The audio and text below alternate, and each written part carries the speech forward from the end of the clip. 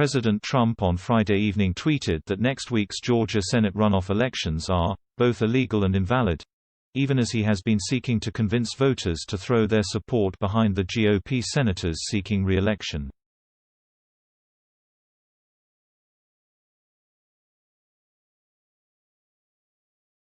Trump began his series of tweets by reiterating his unsubstantiated claims of massive corruption which took place in the 2020 election, which gives us far more votes than is necessary to win all of the swing states.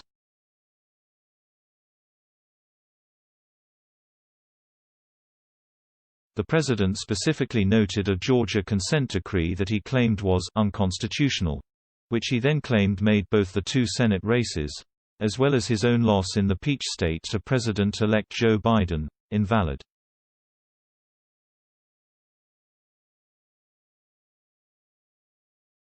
The consent decree refers to a March agreement reached by state Democratic and Republican officials that provided voters an opportunity to fix ballots that contained an alleged mismatch between their signature as it appears on their ballot and a signature election officials have on file.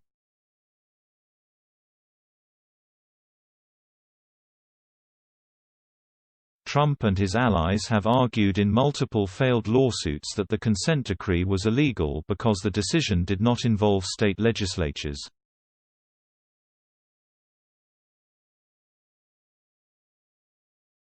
However, as the New York Times reported, several groups have pointed out that Supreme Court rulings allow legislatures to delegate their authority to other state officials.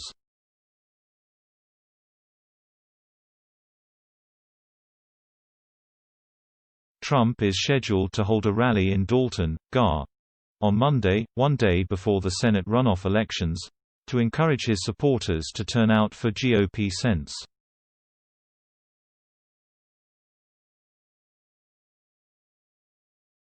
Kelly Loeffler and David Perdue, who are facing off against Democratic challengers Raphael Warnock and Jon Ossoff, respectively.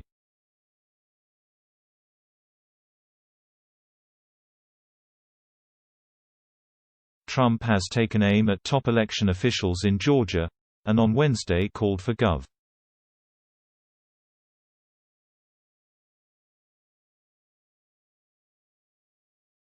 Brian Kemp's resignation, tweeting that the governor is an obstructionist, and attacking him for refusing to acknowledge that he won the presidential race in Georgia, despite Biden's roughly 12,000 vote lead in the state.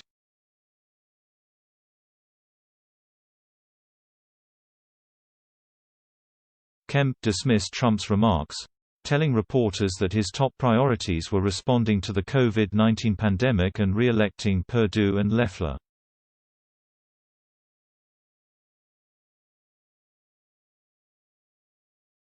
All these other things, there is a constitutional and legal process that is playing out, and I am very comfortable letting that process play out.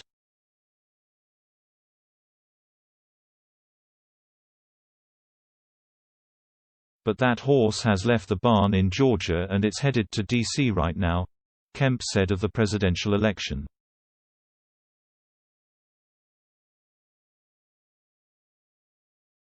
The next vote is going to be there, not here, he continued. So people need to be focused on the vote that is happening here. And that is right now in early voting, and it will be on Tuesday.